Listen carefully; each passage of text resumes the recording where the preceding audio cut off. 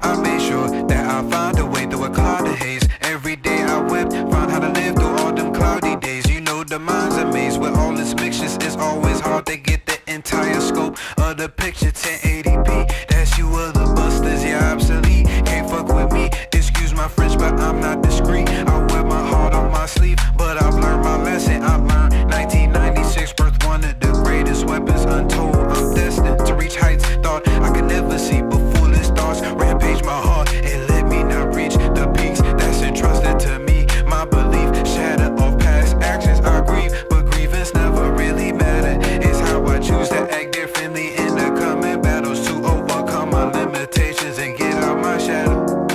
But it's hard to wade in this water, but it was never shallow. Fuck it, let me get the paddles. Fuck that now, let me get this castle. Fuck that now, let me get this battle.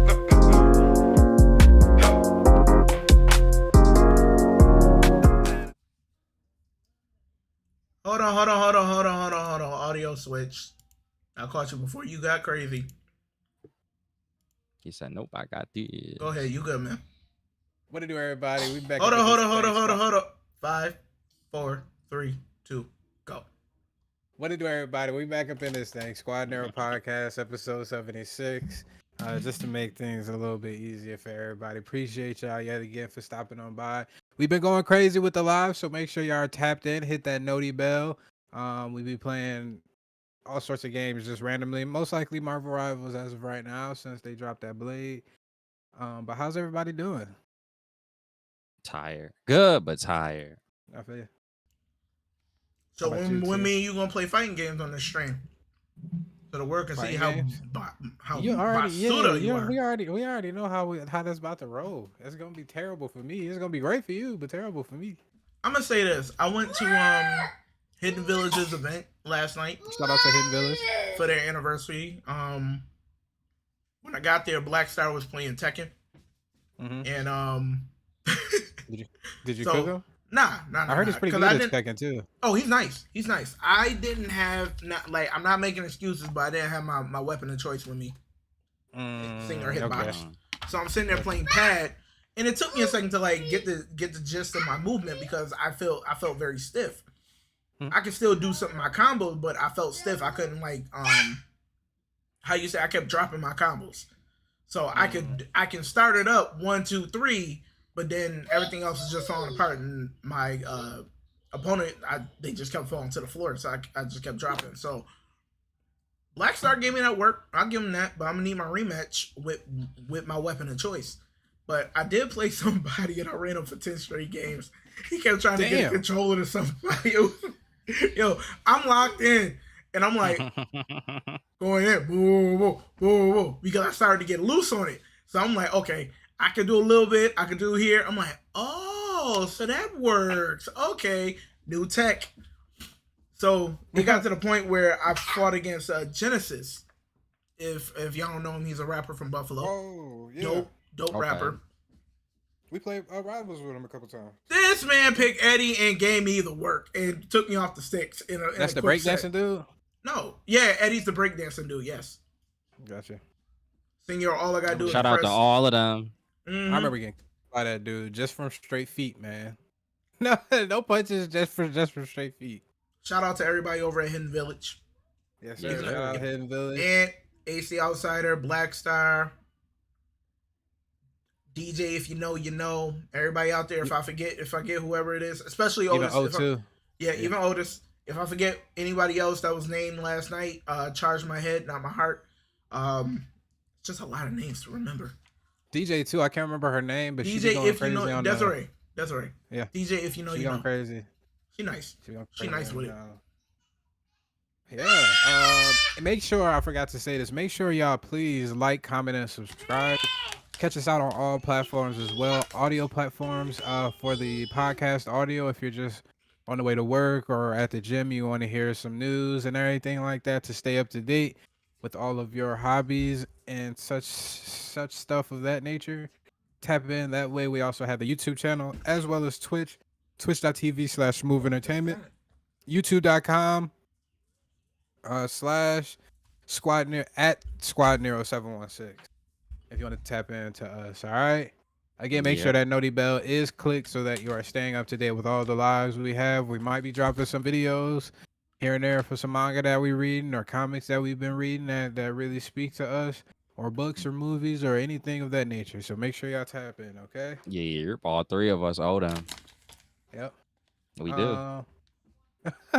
We do. We got some Boruto reviews. We got some Marshall King reviews. Yeah. Some other things we need to touch on. Kagurabachi, Gachi Kuda. I've been reading. Sir. I'm in chapter 71 in that joint right now. So let me know when you caught up. We'll do the review. Okay. Yeah. It's a. But you ain't fully caught up. It's 160. Yeah, I know. Bro, Shonen Jump just went up $1, son.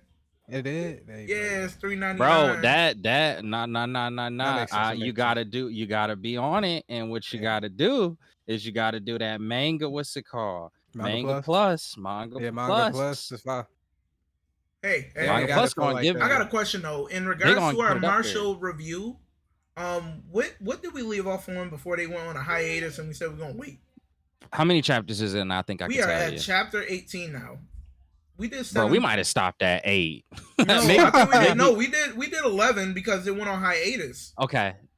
Yeah, then that's looks like we got then work I to feel do. like that was the last time that we did it. So it looks like we got chapter 12 to 18 next coming up. Yes, sir. Chapter 19 drops in 4 days. So yes, sir. So we got some material to cover there. Yeah, but it's still 2 weeks. True, but that's the thing. If we're gonna take about 4 or 5 weeks before we actually even start this to consider, one drops a week apart from the last chapter. They back on it then. Hopefully, I pray. Yeah, so that means we got to get back into the swing of it now that they getting back into the swing of Finally, it. it's taking them forever. Then Kagurabachi been cooking, so yes, sir. We gotta lock in for a Kagurabachi. Go too crazy. Listen, I owe an update for Mad. I've been falling off. I also want to get into what's the other one called? Oh, Rob, I keep telling you to read it. It's the first one up here for me too, Centuria. Oh, Centuria? Yeah, Centuria. You gonna like it. Yeah. You gonna like it. And it's climbing the charts. It was at 20 like a month ago. It's at 9 right now. Ooh, underneath Ichi the Witch at 8 and Kagurabachi at 7. Yes, sir. Yeah, I'm telling you, that's another one where you're gonna be like, okay. All of the ones that I've been recommending, they climbing. I don't know whether only one that didn't was Chojin. I can't talk about them on the show. Okay. Them the crazy ones, ain't they? Yeah, them the crazy ones. Yes. Yes, they are. That was the crazy ones. All right. Real quick, let me go through this news real quick just to keep y'all up to date. This is a new segment that we're gonna add on to the podcast. I figured we might as well do this. Since we go into comics, anime, and mediums of all sorts, whether it be animated content, whether it be live action content, whether it be actual reading and book content for us. So comic book new releases for this past week was Ultimate Wolverine number 8, Uncanny X-Men number 19, Deadpool Kills the Marvel Universe One Last Time number 5, All New Venom number 9, Superior Avengers number 5, Red Hulk number 7, Helverine number 9. That's for Marvel. DC, you have Absolute Superman number 10, a big one that people have been waiting on, Poison Ivy number 35, Justice League versus Godzilla versus Kong 2, number 3, Batgirl number 10, Secret 6 number 6. Indian Others, we have Something Is Killing the Children number 43, that's from Boom Studios. Radiant Black, that's a big one, number 36, that's from Image Comics. And Thundercats number 17, that's from Dynamite. Time out. Something Is Killing the Children is still going on? I guess so, yeah. I didn't even peep that you. Hold up. I'm not. Hold up. Time out though. Time out to your time out. There's another Deadpool Kills the Marvel Universe? This is the one last time too. This is the number 5, so you got a couple issues that you can cap up with or keep up with. So I've been getting plugged in with some graphic novels. It's one that I actually still need to do a review on. I just finished it. It was by, I don't know who it was by, but here's a fun fact. Brian Michael Bendis makes an appearance in it. Oh, really? In the actual comic book. Yeah, it's a horror graphic novel. And I compiled this list. And I thought that all of these were done. And the one that you just named is on that list. Fam. That's going to... Okay. I need to start finding these and getting these through some sources that we talked about because I was gonna do some other financial investments, and now I think this is some money. This is some moolah. Yeah. This is if it's still going. Oh, brother. This man said I'm gonna buy every graphic novel alive. Right? He ready. Save him. Oh, I need to read more anyways. It's just good. Like it's for anybody out there, I'm gonna tell you this. Find a medium that you like to read, whether it's just a straight up book, whether it's a comic book, whether it's a manga, whatever it is. Just read. It like, bro, because the way that you can get invested into it, it's similar to like a television show or movie, but it's got its own differences. It's got something about it where it's like it's so enjoyable. When you find the one that you like, you locked in. Like, and it's like a movie, but it's longer because it's gonna take you longer than a movie to get through the whole thing. So it's like, imagine if you got to watch your favorite movie, but it's like 40 hours. You got some time. You could take a break real quick, let it sit upon you and everything like that. And then give you something to look forward to too, because like say the only time you could read is at night. It ain't nothing on Netflix, ain't nothing else out. You could read that, pick up that book, pick up that graphic novel and read it. And now you looking for where you leave off at, either if you fell asleep or if you just said you was doing a chapter a night or whatever. You looking forward to that. It's gonna make your next day a little bit easier. Mm-hmm. Read, children, read. That's my reading rainbow for the day. Not even just the children, the grown adults too. Grown adults, we can read. We can read. Yeah, don't let the AI speak it to you, nigga. Read. Yes. Nonetheless, keeping up with news, we got some comic book movie news. Daniel Kaluuya is developing an animated Spider-Punk movie for Sony. Yes. Based on Hobie Brown from Across the Spider-Verse. The film will explore Earth 138's punk superhero scene. Hey. I'm curious to know more about that. I am too. I got something to go along with reading is fundamental. What we were doing just a moment ago. I feel like this is right for this moment. Is that all you got, nigga? Oh no, nigga. That's just the tip of this iceberg. Read, nigga, read. You're welcome. Yeah. I'm not gonna lie, I feel like that kind of popped in my head when I said it that way. Yep, same here. Oh man. All right. Thank you. We appreciate that. We got some other ones too. We're gonna expand upon some of these, and some of these all right, we're gonna expand upon some of these topics. Avengers Doomsday teases Josh Brolin, says he's ready to return as Thanos. If the Russo brothers call, rumors swirl about Thanos variants appearing in Avengers Doomsday and Secret Wars now. We got Battlefield 6 beta released this weekend, open. I got to play a little bit of that, so that was very fun. Xbox handheld leak, which I'm pretty sure they already talked about this, but the ROG Xbox Ally handheld console is rumored to launch within 2 months, with pre-orders expected soon. Okay. What the heck? Right, they only got highlights. They only got one novel, one issue up here. What for? Deadpool kills the Marvel Universe one last time. Like, it probably just started. No. They're on issue 5. They only have issue 1 on the Marvel Unlimited. Oh. Yeah, because some of them with that are like more recent, they wait for a little bit. That's why I don't like Marvel Unlimited. Yes, really like that. He's right. You gotta wait a second before it. That's why you gotta go to the. Yeah. I tried to read like the Ultimates, going into depth about the Ultimate, I guess, Avengers. Yeah. From after what's going on with what is it, the Maker and all of that jazz of that universe. But yeah, some weird, interesting news anime wise. Oh, what is it? My Melody and Kuromi. I don't know if y'all ever heard of that. Dominate Netflix. The stop motion anime My Melody and Kuromi debuted at number 2 on Netflix's non-English chart, just behind Squid Game, and racked up over 11.8 million hours viewed in its first week. If you have the opportunity to see that, I don't know if it's what is it about? No idea. It's just one of the news that I was able to pick up on. So if you are Okay. tapped in, it seems like you might need to get like a VPN to have your server come from out of the United States in order to see it. I Oh, don't okay. know. That's what it's in. That's probably why we haven't seen it on Netflix because it Gotcha. said number 2. Like I've never seen it. Jujutsu Kaisen sets Guinness World Record. Jujutsu Kaisen was named the most in-demand anime of the modern era, earning a Guinness World Record. Studio shakeup. ReZero faces uncertainty after its animation studio White Fox was acquired, raising questions about the franchise's future. I don't know if y'all know about ReZero. Yeah, I do. Bro, that's why you gotta have a strong story. Mhm. Cause that's the thing about ReZero is it came in it grabbing enough attention, but the staying power. Mhm. And now if they switch in studios, I don't know if the studio is looking at the stats for it, I don't know if it's something where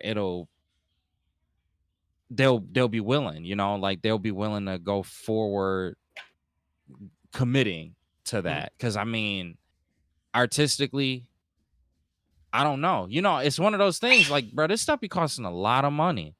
So it's like you really gotta kind of show that you worth it. You know what I mean? Even if you a decent show, that might not be enough to save you. You gotta really, and I like the story for ReZero, but you can't just be okay or mediocre, especially in a situation where a studio about to flip or sell, because that could be it. That could be it. I could see that. Mm-hmm. All right. Crunchyroll Summer Sale. Crunchyroll Summer Sale is in full swing through August 27th. Week 2 added 1,000 new discounted items, including manga box sets and collectibles. So make sure you tap in on that Crunchyroll Oh, that's sale. cool. Yes, sir. Gateway anime nostalgia. It seems like there was a trend on Reddit where fans were sharing their gateway anime the shows that made them fall in love with the medium. Shows or movies, because popular picks include Inuyasha, Spirited Away, Naruto, Death Note, and Attack on Titan. Since we're here, real quick, just ask this question for y'all. What was y'all gateway anime? Y'all gateway into anime? Which one really caught y'all attention growing up? Quick, easy answer for me: Dragon Ball Z. Yeah, easy. Okay. That was the one. Toonami, Dragon Ball Z. It was like, what is this? This does not Mhm. look like cow and chicken. Actually, This does not look like Samurai Jack or no. I think this is way before Samurai Jack. Probably around the same time, was it? No, it was way before. It was like 3 years. I Oh, started that's watching Dragon Ball when Dragon he was a Ball Z kid. young. When he was Like, a bro, kid, Piccolo was a villain. like Dragon Ball low key might be one of my first memories. So- It was, yeah. so here's the thing: Dragon Ball Z didn't air on Toonami first. It was actually on Fox. Because I remember watching it on Fox yeah, a long you time old. ago.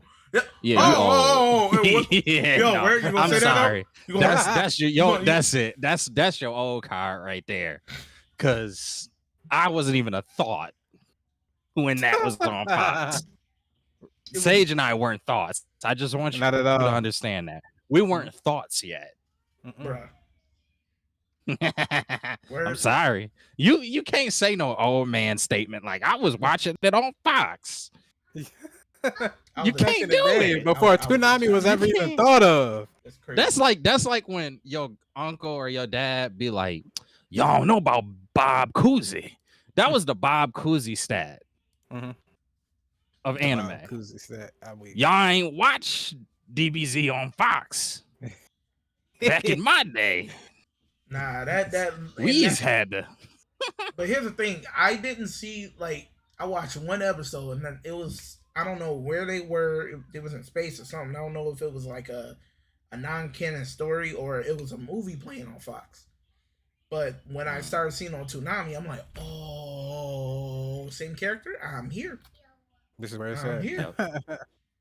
Because Spirited initially Away probably- it aired back in '96.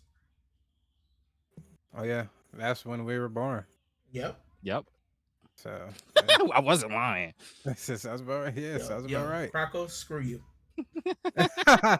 Dragon Ball was probably it if my memory either that or Naruto, but I think Spirited Away really was the one that really got to me. For whatever reason, that I think it was No Face. Ghibli. I think Yeah. Ghibli yeah, for films. whatever reason, No Face, he scared the hell out of me when I was a Yeah. kid. So for Really? whatever reason, I never got to finish it until I got to the point where I'm like, this is just an animated show. Just let me, or animated movie. Just let me watch it. Yeah. Then I watched it and I was like, hey, this joint is heat. And then I started watching Naruto, Dragon Ball, all of that jazz. Miyazaki So being your introduction in the anime is like you gonna be an anime fan. yeah. You gonna be, cause you getting I'm just just saying, Spirit of the Way is gloriousness. one thing, but Princess Mononoke?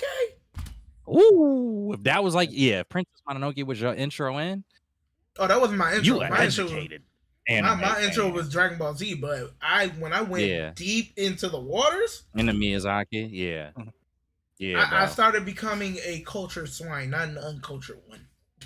yeah, yeah, absolutely agree.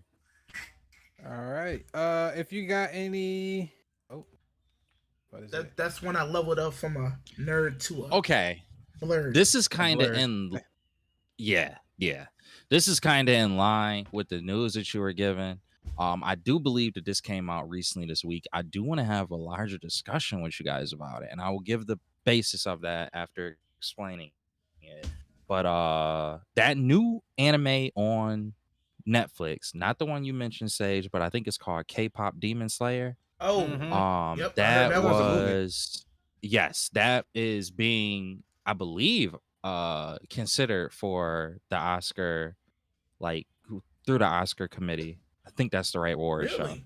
Really? Yeah. Now, there are people within the anime community, including myself, who are starting to notice that Chinese animation is getting slated over here in the States because another movie that came out this year was Neza 2. If you have not Mm-hmm. seen Neza 1, I would recommend you go see Neza 1, and Neza 2 is just as much heat, if not more heat. I just got done seeing it recently. I'm not going to lie to you. If somebody said that the animation in Neza 2 by the end of this year is better than the animation in Demon Slayer, I don't know if I would be mad at them. That is how hard, and we already know how Demon Slayer about to come. Mm-hmm. So this is a bit. This is one of them statements from me. Like, oh, okay, this must really be.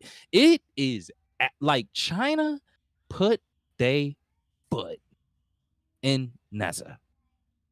Yeah. It's very childish. It's no, like, bro, you gotta, you have to watch it. Like, you can't just hear me say that and just like trust me. You have to watch it and be like, okay, I actually do either agree with me or disagree. It's really childish, but bro, it's so good. Like from the moment you start, and it's long. It's like 2.5 hours. But it's like from the moment you start watching it all the way to the end, you're just like locked in. It should be nominated for something. If nothing but the animation, it should be nominated for something. So there's a lot of people within the community, the anime community space, that felt like, yeah, you know, the only reason why Neza hasn't been considered or probably won't be considered is because it is a Chinese animation. Yeah. We'll have a That's the- larger conversation about that because we got to talk China been about eating. China. Yeah. The Cube joint too. I can't remember the name of it. Hey, but don't you talk know, about Super China too cute. much. Trump may not like us no more. Yeah, I know. you know, Next thing you know, Americans, we're I'm not gonna lie, banned. Yeah, Yeah. honestly. deported. All right. Can't even Let us know. compliment. Let us know down below in the comments, wherever you may be, Twitch, YouTube. What was your gateway anime? What got you into anime? What show, movie, series got you really into anime? Open up the doors for you. We are interested to hear. Nonetheless, that takes care of our news section. I know we had some things like Battlefield 6 beta, Blade releases on Marvel Rivals. We can kind of, I guess, hold off on that, I guess you'd say. Or just go into it quick later on down the line. We did have the weapons. Let's do weapons first, and then let's do the Bow de Mayo because we're gonna do Marvel DC together, and then we can Yeah. end it off on Dan to Dan. That's good, Okay. everybody. All All right. Yeah. So I got the opportunity to see Weapons this weekend. I'm a super horror fan.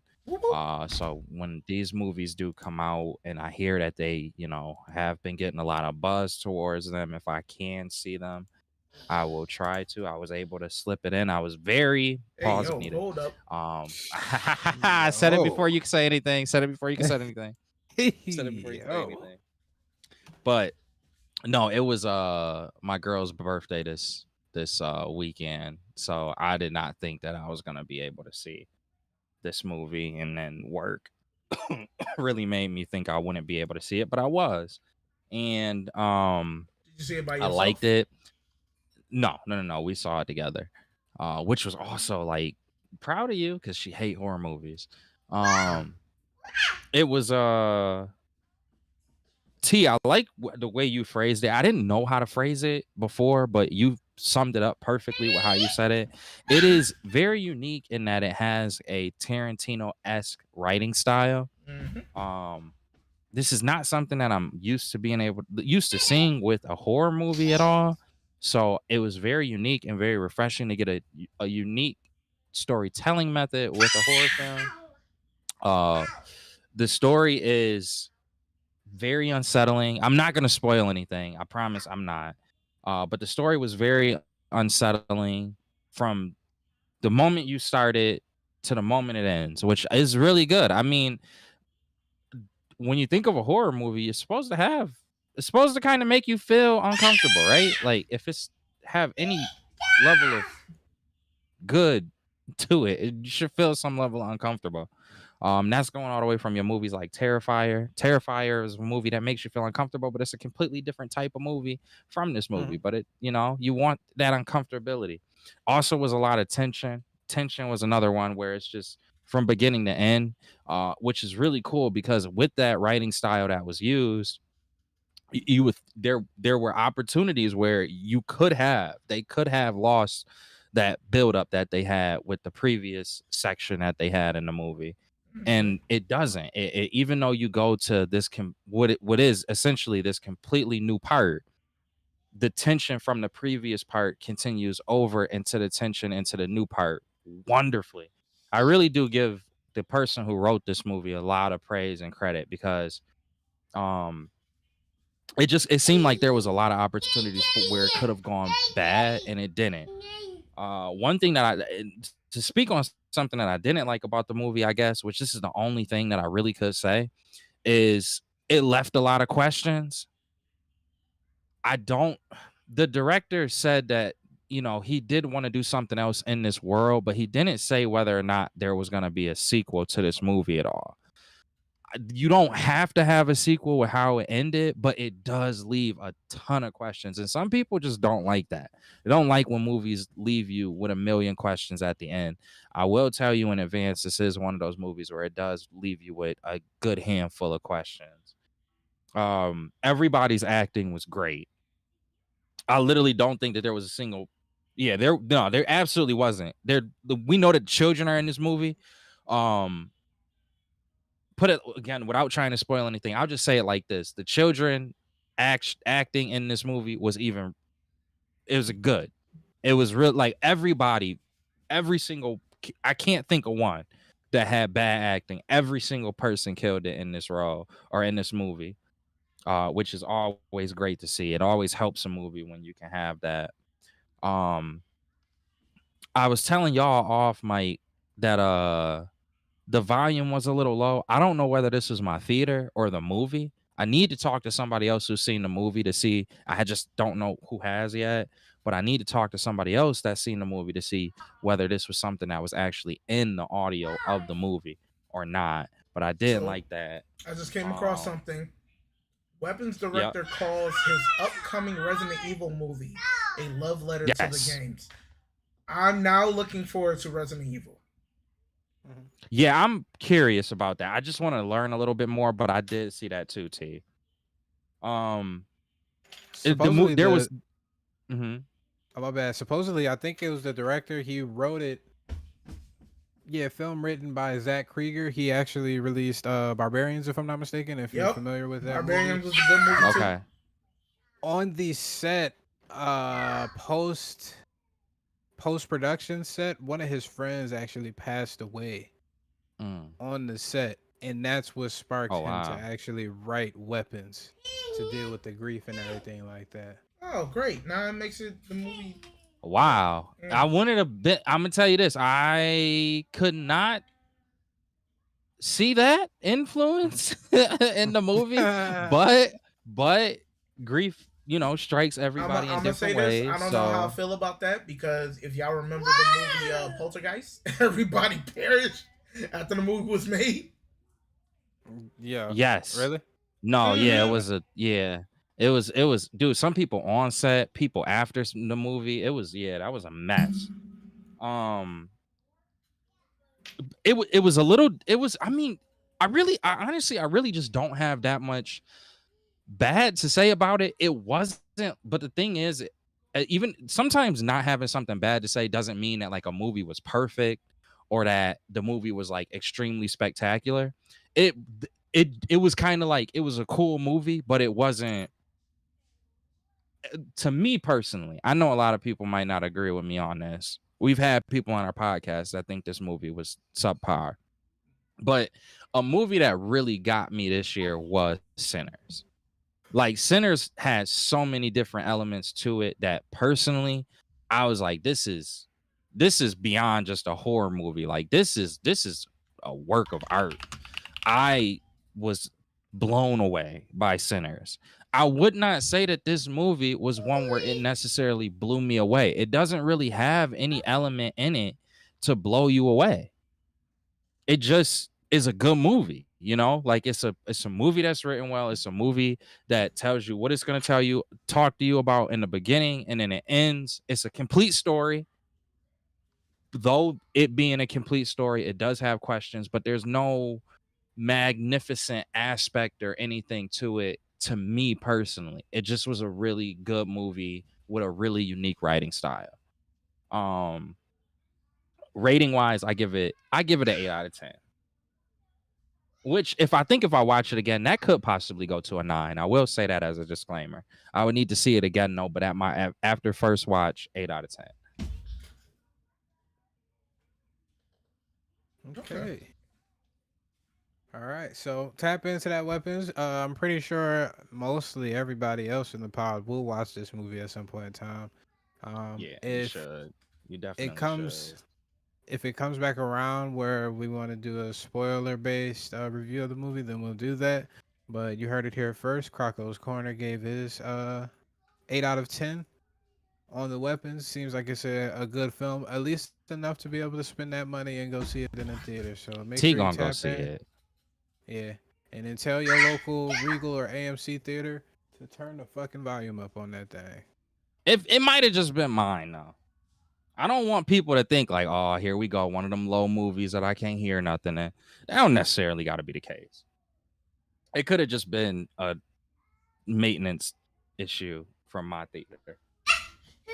It could have been. We will find out though. All right, so let's get into this because I'm getting tired. I'm getting sleepy. Let's get into this Bo DeMaio tomfoolery, and then we got a Oh, DC leak he as already well. gave his opinions. Tomfoolery. Yeah, I'm kind of like, I don't know. I'm on the fence about it. Real quick, to those asking why I'm not so hard. If you don't know who Bo DeMaio is, he was the writer, I believe, and producer for X-Men '97. The rebooted version that just came out. I believe he also wrote a portion of season 2 as well before he was fired. Due to some shenanigans that he was doing, sexual possible shenanigans that he was doing on set with some of the people that was working there. So those asking why I'm not so hard on Superman, the answer is I've never worked with Gunn or DC. Like Matt Shackman, I believe is what he was trying to write. And the writers of Fantastic Four, I've sat in the creative meetings at Marvel Studios. They're horrible. You basically sit in a room with Kevin Feige and Louis D'Esposito, and try to pitch your movie while also realizing that Kevin just wants you to dictate his rushed thoughts. Victoria used to be in these, but Kevin and Lou had so mistreated her that in one of my Blade meetings, she just showed up with sugar cookies she'd baked to help improve morale. You're even told not to try to pitch ideas from the comics because Lou isn't a big comic guy and it'll turn him off. You sit and talk about craft and story and characters only to have Kevin and Lou say, yeah, well, all we need to do is make sure it's fun, and etc., etc. There's no spark, there's no vision. Marvel is a slaughterhouse factory where you watch fresh meat get spoiled as it slowly makes its way through the assembly gears of mediocrity thinking, or I'm sorry, mediocre thinking and this weird hatred for their own product. This is why Robert Liefeld isn't just some bitter old man talking about the comic book writers is met with open content. Robert Liefeld is one of the main or one of the biggest known writers for Deadpool, and him and Marvel have Yeah. had some issues since that Deadpool versus or Deadpool and Wolverine movie. I had to fight to get the Luwalds involved on X-Men 97, and even then, the dismissive news with which Dana Vasquez Eberhardt spoke about them, basically telling me the OG creators were meant to be seen, not heard, to appease fans. I wanted to co-write an episode with them, and that was Dana's response. I even remember wanting to talk to Chris Claremont and being shut down, or wanting Joe Madureira, Madeira. Madeira, oh, there we go, thank you, to do posters, just as I was scolded for being too friendly with fans or coming off too much as one. This was in a meeting where I was pitching that we could use Blade as a chance to pick up the dangling threads from Doctor Strange when it came to Wanda and the Dark Code. We could use Varney and the Darkhold cultist. One of my drafts opened with Deacon Frost tricking some British explorers to trek up to Mount Wundagore, where he does blood magic to reveal the vampire spell used by Varney and his followers during the days of Kull. It start trying some of these threads together. I even had the same monsters from Doctor Strange show up to kill the explorers before Deacon reveals he's a vampire and kills them, up until the point he'd been covered against the cold and daylight. This was set before Doctor Strange 2, so a lot of this stuff played ironically, while also having Frost give us more details about Chthon, who we only glimpsed in Doctor Strange 2. To Kevin's credit, he liked the idea as well as my pitch that magic is to Blade what snakes are to Indiana Jones. He hates magic. But then Lou felt it was too comic book while Mahershala bumped on there being magic in the film tonally. And then I watched as them and Nate Moore picked it apart and we were off to a new draft. It's a broken machine, and so I can see where Matt and his team probably had great ideas only for Marvel's arrogance to destroy them. And it's a couple reasons why I'm kind of iffy about this. It seems like it's easy to dunk on Marvel right now, especially when their numbers just aren't coming as most people, the general public, would feel. But I feel like it'd be a different story if Marvel one was like running around with his chicken with like a chicken with his head cut off and just stressing and everything like that. From their point of view, it doesn't seem like they are. It seems like, and I could be wrong, but the last couple of films, outside of I guess Captain America, they took more of a comic book approach. They took more elements from the comics. I also don't know if Bo DeMaio is the person that I should be fully believing after all of his debacles, which could be wrong. Supposedly he has a lawsuit right now against Marvel. I'm guessing for wrongful termination for him firing him. So I don't necessarily know. And then lastly, how do you know that James Gunn or DC doesn't have the same toxic work environment as Marvel?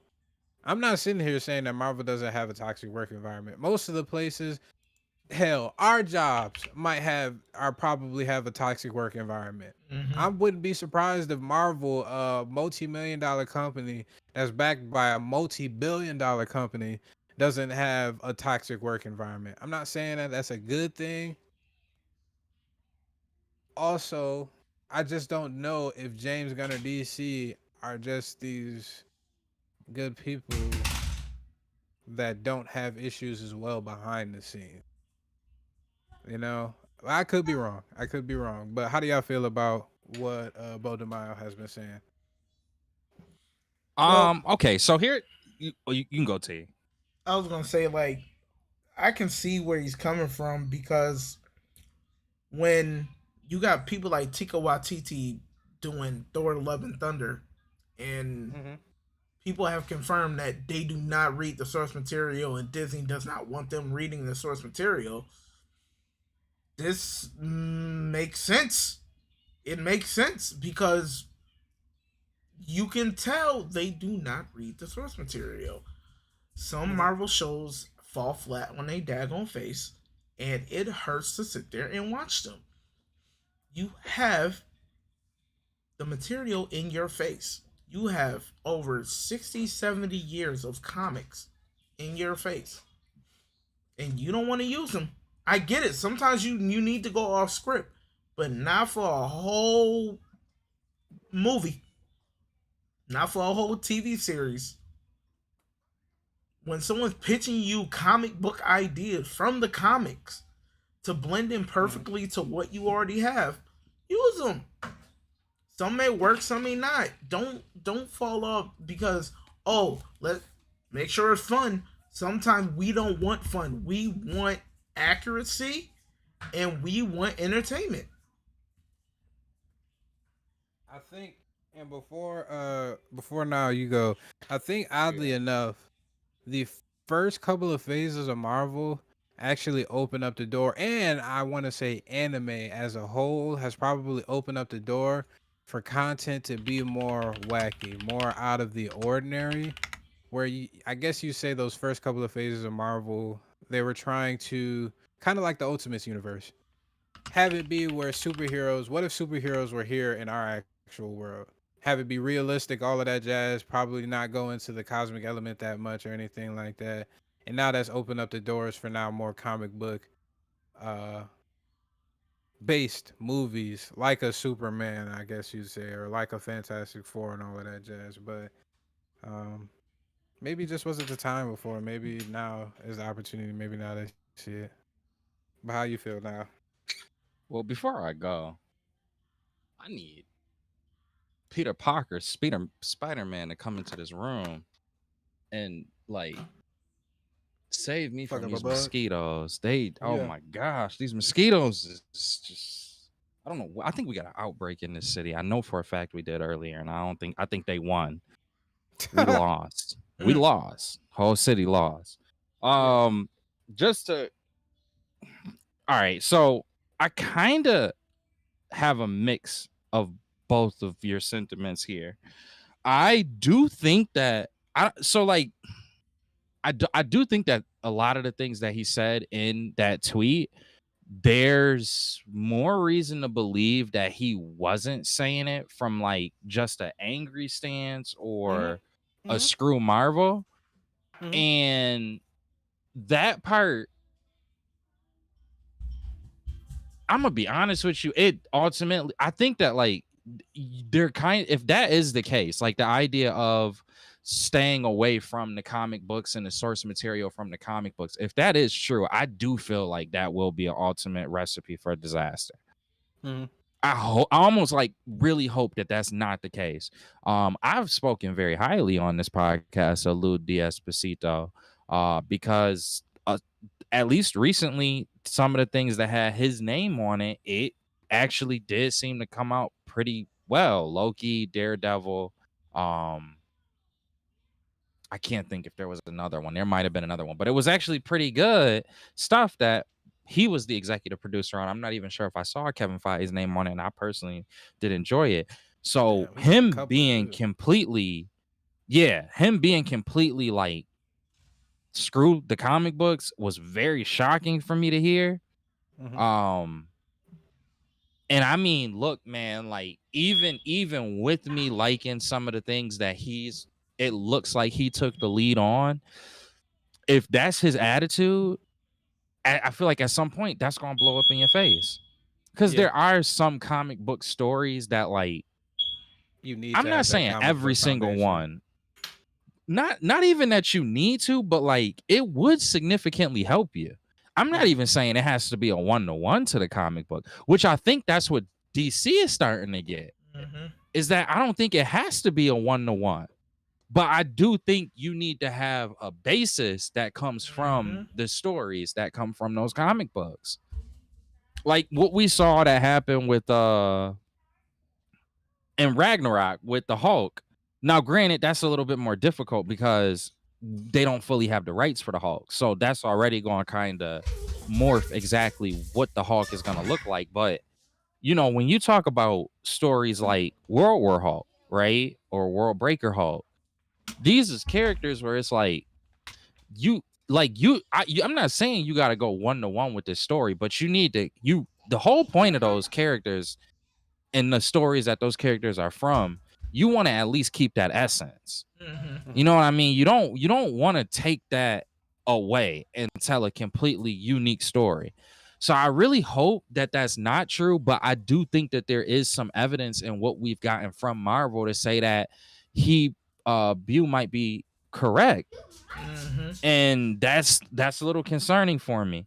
The other part that was kind of concerning for me, based off what he said, was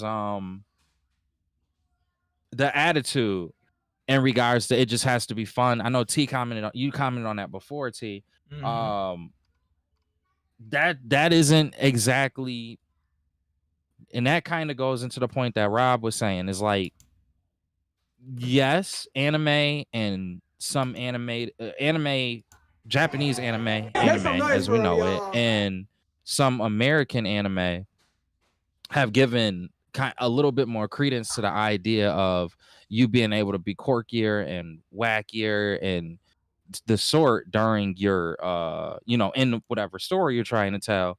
But that people get tired of, you know what I'm like, you get so far into fun that you could have possibly made something that even could be critically acclaimed, but this attitude of fun maybe what's preventing Marvel from getting to the step of making a film that could be looked at on that level.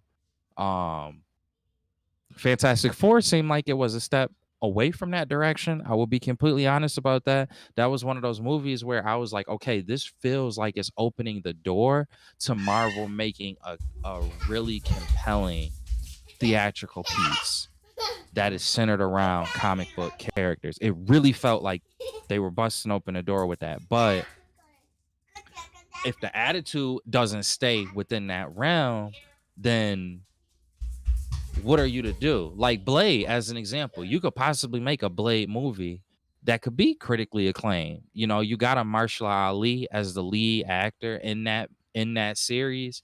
That's maybe one where you shouldn't look at it and go, it just needs to be fun. I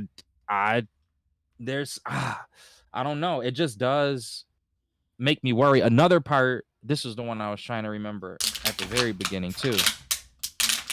I do think that you might be right about the idea of the separation with the actual original creators of the characters in the series. You have a rare opportunity in time where the people who made these things on that work, some of them made the character. Some of them worked on the character for 20, 30 plus years. If you have an opportunity to work with them while they're alive, it's really bizarre to me to not want to work with them. Like, if you making, look at, okay, perfect example. We were talking about him earlier, Stephen King. I'm glad that Stephen King is around to give input on some of these Stephen King movies. I like the idea of him being around for it. I don't think that necessarily means that it has to be a great movie because Stephen King was around for it, but it helps. It helps a little bit. A lot of the movies he's been able to give input on that he's been a part of, there's a good amount of them that have been received very well and that were done really well. There has been instances where Stephen King's input was a little more silenced, but it was still utilized, i.e. The Shining. Stanley Kubrick is a different dog. He was like, no, I'm doing the movie the way that I want to do the movie.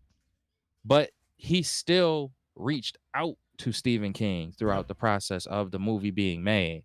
To not want to even reach out to these people is very concerning. Like, I don't understand the logic on that. And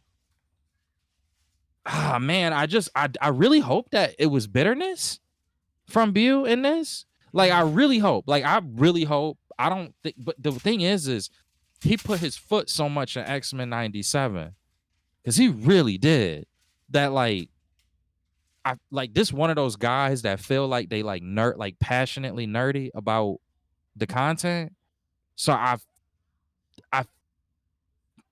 I feel like what he was saying was more from a place of passion than it was a place of bitterness for how things have played out with Marvel. Now, granted, he could have a lot of passion and there still could be a lot of bitterness. It's like, it's weird at the same time because you have Bo, I guess, in the Twitter thread, he has some comments as well. Like Marvel execs were weirded out because Chadwick Boseman stayed in, what is it? What is the The word? accent. Yeah, he kept his Wakandan accent until they finished filming on a given day. So if the Marvel execs Oh, came method in and they acting. had a couple, they stayed in his role basically. And Yeah. Marvel execs kind of were weirded out by that. Like that's a weird thing to be weirded out by, unless you're a specific person of a specific complexion. Mm-hmm. Like, and this is, I feel like, what a lot of Marvel fans had probably were scared of, because at some point in time, Marvel can only do so much. Disney is the one with the stick in this agreement. So once they start swinging that stick around and acting like they're the big man in town, it's barely nothing that Marvel can do.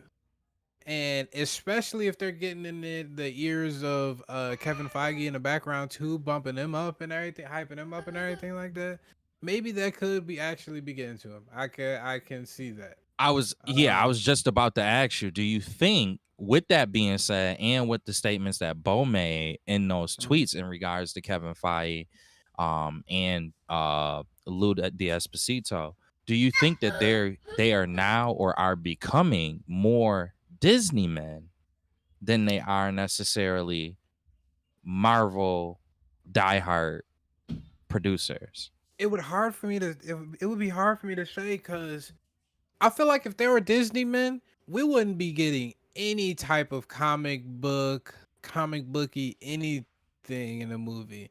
And oddly enough, I feel like Fantastic Four is one of the most comic booky movies that we've seen from Marvel in some time.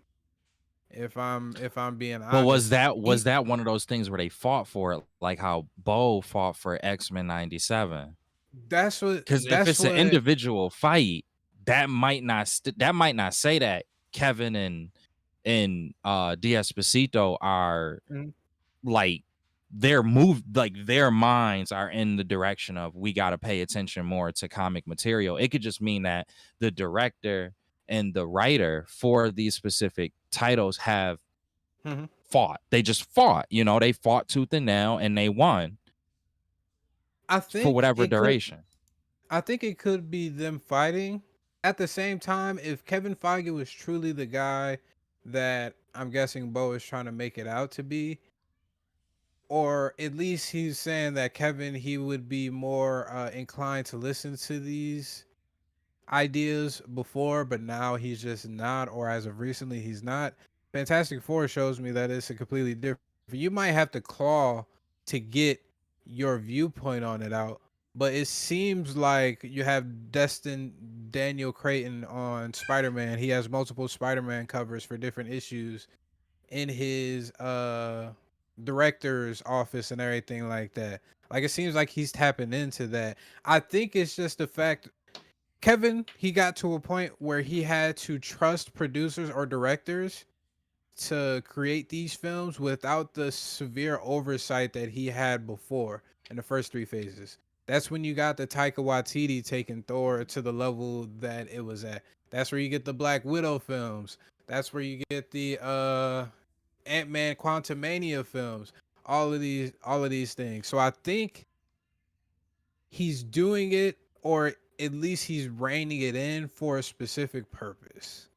Because I think Kevin actually reads the comics. I know he doesn't want to have a one-to-one specifically, but I think he understands the need for comic book based material to be prevalent in these movies. And maybe for them to even be more comic booky. I think it's just it's I don't want to say it's a That's part of the yeah, I business, but it's agree. I hard do to. think that that's one of the parts where Bo is maybe being bitter. Mhm. Mhm, Like it's a tinge where the passion kind of turns over into bitterness. Because it's like that's such a like really Kevin Feige is not trying to do anything with comic books, or mhm. Lou D'Esposito is not trying to do anything with comic books I think it's just as the Lou heads. D'Esposito. I think it's because I think Lou But D'Esposito. I don't think he has any even him, it's background. like, bro, but like even like honestly, I'm just saying both the heads, like the head Mhm. and the co-head, saying not like either one of them No saying comics. nah, Yeah. no comics.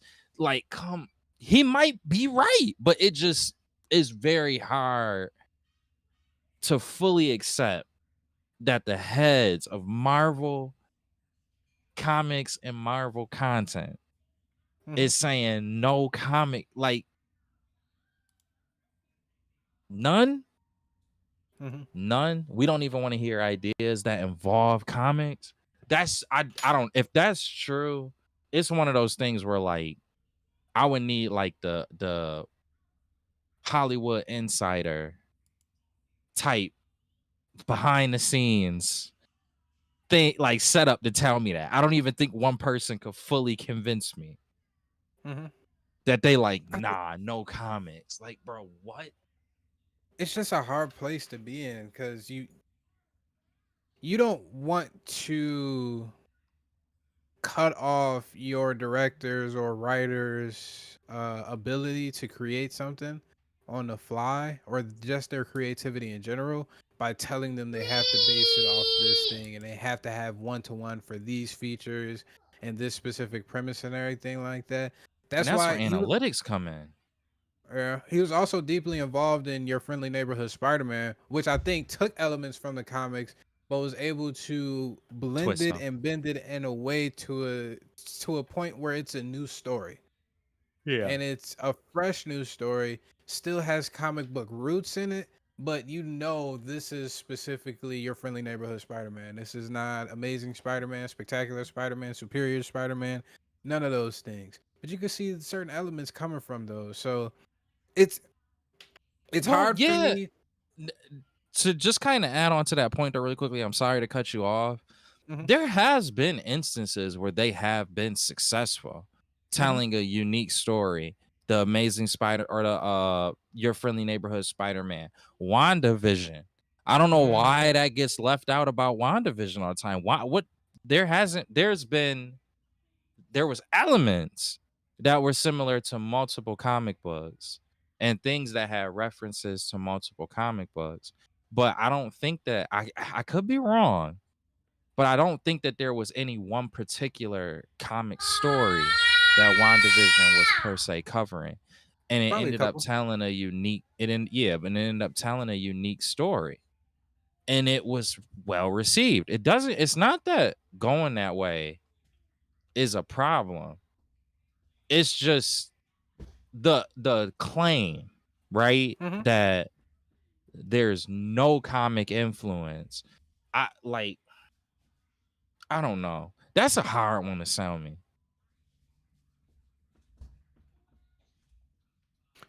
I don't know. It's If it, he right, it's like a nightmare scenario to me though. I feel like Kevin Feige's position is probably the best slash worst position to be in right now. Cause if you could take the comic book route and everything like that, and that still might not appease to everybody. You might give in to all of these people's claims and all of their stories, and them implementing them in the movies probably just doesn't resonate with the audience. And who's that gonna fall back on at the end of the day? Kevin That's Kevin Feige. Feige. So Everybody the point same the finger. When time, you the head like that, everybody do. The people in house and Mhm. the people out house, like Mhm. the fans and critics and Mhm. such. You just get the heat for everything. And Yeah. he hears what he hears what everybody's been saying. He sees the numbers, he sees everything with Marvel and how it's been producing as of recently, and he knows something has to change. I think Kevin is, I hope at least, he's smart enough to understand that, and it looks like they are making some changes and doing some different things with the movies. They probably still need to update the Marvel. What is it? What is the typical Marvel thing where somebody dies at the end of a movie or something Yeah. along that lines? It is a little cheesy. I wish he would give a little bit more creative freedom back to the directors. All you need to do really is get directors that read up on the content. I'm pretty sure they'll be able to Directors and surmise or writers. come up with a unique way and a new way, and it not be one to one to the comics, but close enough where you understand what stories is coming from, what's is based on, and everything like that. But I think the Bo was last couple of saying they years, denying them that. I I think the last couple of years is the reason why. Mm. To be honest with you, after what Taika Waititi did to Thor, Yep. do you blame Kevin Feige for being like, nah, we need to rein this shit the fuck in? Like, let me know what y'all using in this motherfucker, and then I'll let you know if that shit is gonna work or not. Yeah. There might And then it you know seems how like, like somebody tell you two truths. You know like the game, two truths, one lie. Mhm. That's what it kind of feel like with Mhm. what like he may have been telling three truths. Mhm. But it just feel like for every point that you get to, it's like, yeah, bro, you just giving me, you not necessarily lying, but you giving me like two truths and a half truth. Mhm. Like you just, and it might not even be a fault. You just might not know all of the details behind everything because of the level that you at within the company, you know, where you don't know more of the pressing, like you don't know more of the deeper, darker issues that might be tied to some of the decisions that's being made. That's what it. Look at this mosquito. That I don't know. That's what it feel like. Cause you brought up a good point. If these movies ain't been hitting, and maybe that was the period where there was more creative input on the directing slash writing side, Mm-hmm. would you be mad at Kevin Feige for being like, no, no, no?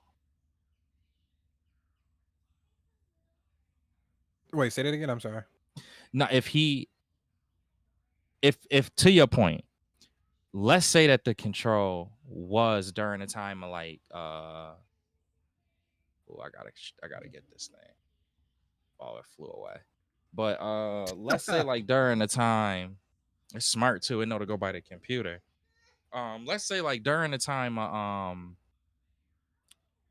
w- uh t- uh Tika Waititi's Thor or Captain Marvel or Marvels or Ant-Man or whatever, they were allowing the directors to have more of that control. Mhm. If that is the case, and then Kevin Feige decided, okay, no, I need to come back in and have more control, would that be wrong? But could that also be something where somebody like Bo in a certain position at the company can misconstrue that for he was allowed, like he was coming in and doing changes that the films didn't necessarily need, or having inputs or having a level of criticism that the directors or the writers didn't necessarily deserve? Could he have perceived it wrong, but it was a response that if we knew all of the details too, we would say, nah, I can understand where he coming from. This thing want to bite me. Yeah. It's like, nah, bro, like it's letting me know, like I'm coming for you. Would you just get away from me? I can't attend to you right now. I All right, does that make sense how I phrased it? think so. Yep. How you feel, T? I just want them to do better. Like I said, You have the source material. What they've done with many of these comics over the like comic book movies over the last 5 6 years is leading to what people call Marvel burnout. Like they're just getting crap upon crap upon crap. Like literally, someone tells you, "Oh, hey, how's your day going?" "Oh, same poop, different toilet." That's how I feel about almost every Marvel movie. That's literally how I feel. It's the same nonsense that they show us all the time. It's just a different setting. I just need them to take their time to like utilize your source material. It don't need to be 1-to-1, but at least make it somewhat accurate. I need them to like really listen Who? to But their writers' ideas and work with them. it just make me wonder, like, maybe it was just mismanagement. There isn't any like specific person to blame. Because I'm sorry, but if what Bo said is true, bro, that's a nightmare to me. Oh yeah. Like, I'm really hoping he just upset. I'm genuinely hoping he's just like Just pissed upset off. at them. Yeah, because like that is a nightmare scenario. If what he said is true, it's like, oh, we got some problems we got to sort out. And honestly, going back to the point that Rob was making and the point that he kind of drew out of me, it might have just been a combination of things. And what we're getting is what we're talking about, or when it gets to our ears, Mm-hmm. it is the perception of the response, not the facts behind the response that Kevin Feige, D'Esposito, and the different people in charge at Marvel are having. That's why I say, like, a lot of this stuff I try to talk about really loosely, because it's like, bro, there's so much I just don't know. Like, I don't know what it takes to make a movie. I don't know I don't know. I don't know. Like, when we talk about CGI as an example, that's where like you see me go back to it a lot. I don't know what the budget. Yes, I know what I'm told, but I don't know what that means really. I know the practice of the meaning. Like, I know marketing is used to promote the movie, right? I know that there is a subsequent budget that's given to do that.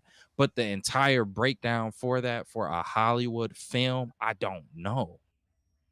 So it's like what we get, we don't know what's been manipulated. We don't know what's been omitted. We don't know what's been misunderstood. We don't know. So I don't know. I don't know, but I'm just hoping what Bo said isn't like 100% accurate. And like if somebody else were to come out and be like, yeah, everything he said was absolutely true, that worked at Marvel. Oh boy. Yeah. I That think would just with a couple of people, from the guy who wrote the Spider-Man animated series, from the Fantastic Four writers, from it seems like Spider-Man writers, so on and so forth. It does seem like we are starting to get back into a point where Kevin is actually starting to give more creative freedom to the directors, even with everything, like his hands are still tied behind his back. Spider-Man, they probably can't do every story that they ever wanted to do because Spider-Man still is technically under Sony's supervision.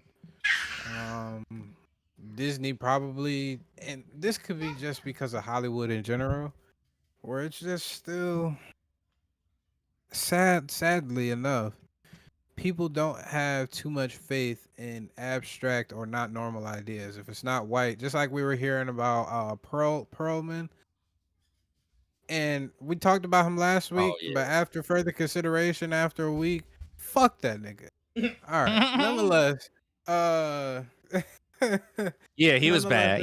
Even Bo in this tweet, we like talked about when him. he was Yeah. when he was responding, he said, no, that guy is just, he said, I wish that he wasn't as bad as he is. But as far as I can tell, and most people can tell, he is just a bigoted individual. Mm-hmm. Yeah. And that's the crazy part about, because anybody who knows comics knows that the people who wrote the comics wanted to fight the bigots and that ideology and that those viewpoints within their works, especially from Marvel, especially from Stan Lee and Jack Kirby and all of them. Reason why they made Miles Morales and all of these different reason why people they in Blue made Marvel. X-Men. Mm-hmm. Yeah, X-Men, When you talk about Stan Lee, like that's a perfect example of what you're saying. Is just the entirety of the X-Men. Do I see if Bo DeMaio, from what he was saying, was all of this shit or most of this shit happening? I can see that in a previous time, probably most likely even when he was still working there at X-Men 97. But Bo has been out of there for quite some time. I don't know how many connections he might have at Marvel. He could have a plethora of connections that keep him in a loop. Nonetheless, it does, from at least my standpoint, it does seem like Kevin has even heeded some of the warnings that Bo has even given out. And it seems like he's giving the people that he trusts the opportunity to shine. That Daniel Destin Creighton again did crazy, phenomenal on Shang-Chi. All right, brother, you proved us right. You get the reins for Spider-Man. I'm obviously oversee it, but I believe that you'll be able to direct this movie how it's supposed to. You got the writer, I believe, from Thunderbolts writing Blade now, Eric Pearson, I believe. If I'm not mistaken, he wrote that. Thunderbolts, pretty good movie. So hopefully, and he wrote Fantastic Four First Steps, or had some writings in it, if I'm not mistaken. All right, Eric Pearson. I know you. It seems like you read comics. It seems like you up to date with it and everything like that. Write me a Blade story that I could actually get boogie with and everything like that.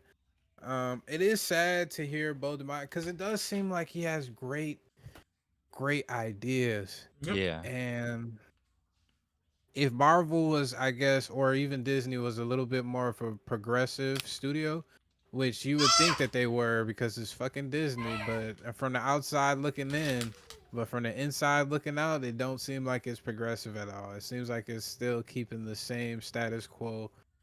That is the reason why Hollywood is actually destroying itself from the inside out, basically. You have all these actors who go for fine arts, go to college, usually have a more progressive view on things. And then you couple them with writers or directors that probably, or studio heads. Yeah, I was gonna And say I think the writers and producers directors on the same side are on the same of side, the yeah. more progressive. Yeah. And then you got the producers and all of that jazz, the big wigs, who probably have too much money to even think about progressivism on any front, where they're just like, fuck that, just make something that kids will like, that we can sell toys on, and that's all I want from you niggas. I don't want any compelling stories. I don't want y'all to go to the comic books, which he did bring it up. It seems like what's his name? James Gunn, he did bring on writers from Superman, I'm guessing, in helps with creating the Superman movie, which I can understand from Bo's point in that instance. That's Maybe the part Marvel that's does need to scary open up a door. too. I'm not gonna lie to you though. That's the part that kind of made me think, okay, maybe. And when I said before, I don't know whether he was saying this with any level of bitterness. When we got to the DC part, I was like, okay, if he just sings the graces of DC with no logical explanation, just automatically starts singing how good they are, then I think that this is just a bias towards Marvel. But it didn't really feel like he did that. He gave concrete reasons as to why he thinks their direction on the comic book story and comic book take feels like it's a step in the right direction. And that's where I was like, oh, because if that's so crazy, like, if James Gunn ends up hiring Bo DeMaio over on his, I think that it might happen. And I don't know what story, what comic book character he would write over there in DC. Probably a cyborg, possibly. Static, give me Static. I'm not even gonna lie to you. I was just about to say I could see, depending on how his relationship. Yeah, Oh, it's no image. James Gunn said no static. It's Why? probably that means it's Not image, interested then. in I static. think I it's think it's all still under. image. Yeah, I Then. think it's still under Image Comics. It's a licensing issue then too. That's the reason why. Mm. But okay, so if we can't do anything image, because I was just about to say, Bo probably would go crazy on the entirety of image. If I was James Gunn, I would be like, yo, go knock that out. Like, go, here's the whole division. But if it's still contractual kind of tie-ups there, then Yeah, and we it's the taking that same. away. It's the same complexities as Marvel and Sony for Spider-Man. I'm not gonna For the lie. I rights. feel like after this Superman movie, there is an opportunity for, if not a Mr. Terrific movie in the future, like second phase for DC, the Terrifics, the entire team. And I'm not gonna lie to you, after us seeing what Bo DeMaio did with a superhero team, albeit it was animated, if you got him for that project, we might be on something. Might be some heat there. You give him a team that is led by Mr. Terrific, and you let him flesh the script out with the comic book knowledge.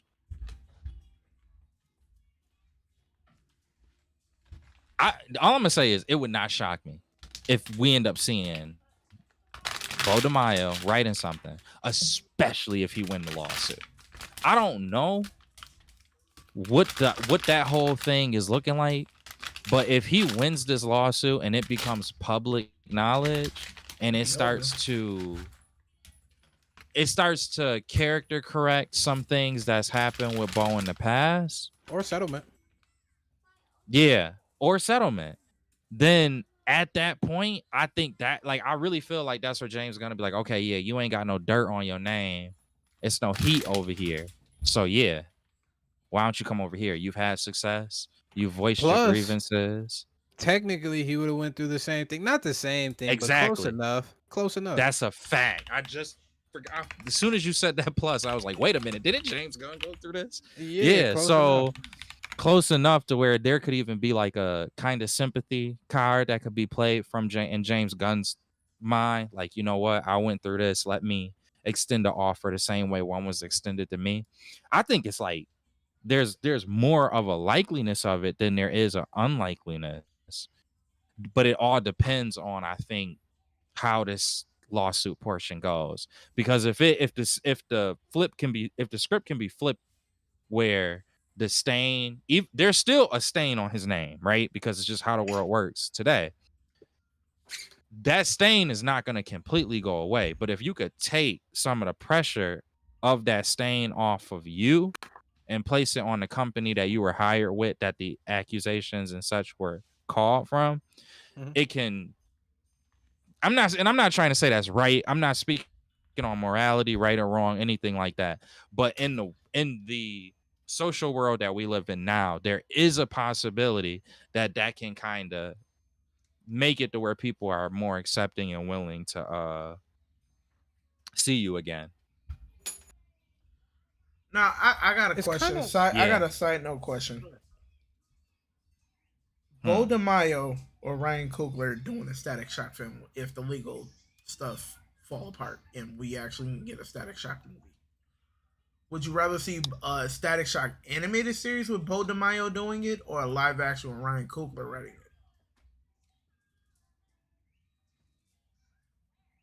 it? Say that again. Which one would you rather choose if James Gunn gets the Bo DeMaio or Ryan Coogler? Bo DeMaio doing an animated, animated or a live action Ryan Coogler movie? I'll take a Bo DeMaio, just because of how he did X-Men '97. Static Shock, I feel like you need to have it in a medium as a show. I feel like that's where it thrived at before. Like, it would be weird if they brought back X-Men '97 as a movie format when it's always been a show. And then trying to build back all that hype that the previous show had in like a hour and so or 2 hour and so time limit, where the show could actually let it breathe for a little bit, all of that jazz. I think Bo DeMaio, it might behoove. I got it mixed up too. What do you It's mean? not Image. It's Milestone. That's who I'm thinking of. Milestone Media, which is the one that did all of the black. I think I agree with Rob for the simple fact of the Milestone Media comic books. They need to build them out so people just know what they are. Mm-hmm. Like until that happens, I feel like unless they tried to tie Static Shock into like let's say the Blue Light or the what is it, Blue Lightning? What's his name? Black Lightning. They made that crappy CW show. It's Blue Black Lightning. Black Lightning. Yeah, Black Lightning. Black Lightning. Can't even remember his name. But Black Lightning, unless they tried to tie it into the Black Lightning mythos in the DC landscape, they have to flesh out Milestone as a whole more. And maybe a better way of doing that would be to have an animated series featuring this entire branch. And if we have enough popularity around it, moving it into live action with the character, with Static being, since Static is the most beloved and known, having Static be the one that's kind of like the highlight one. But there's a lot of characters from there. I think another one was Icon. I'm not sure if Icon is from Milestone, but if you had Icon, that's like Black Superman. That was something where there was ideas and talks from Warner Brothers of doing that before with it got thrown out immediately, but doing it with Michael B. Jordan. If you were to give me an animated Static Shock that went well, maybe some other characters that I don't even know of from Milestone, and then you had like a Ryan Coogler produced Icon. I think that would go That crazy. is getting my interest. That's getting my interest. Then when we want to do the live action Static, maybe you do that a couple years later, and you could also have Ryan Coogler do that. Right. That's the way to do it, in my opinion. But would the best way to do it would probably be go see if kids can hold enough interest in it, and the best way to do that is animation. Okay. Yeah. Last point on this Boat to Mile thing. I'm really trying to give him the benefit of the doubt. Like he brought up a point last December. Hey, Marvel Studios, please stop race swapping white villains to black people. It reads, quote unquote, funny. Kang, High Evolutionary, Norman Osborn, Electro, Mordo. But then a lot of people were saying that, hey, Bo, you actually had a white actor play Sunspot in X-Men 97 when he's supposed to be a person of Afro-Brazilian heritage. So how is it any different, type of thing?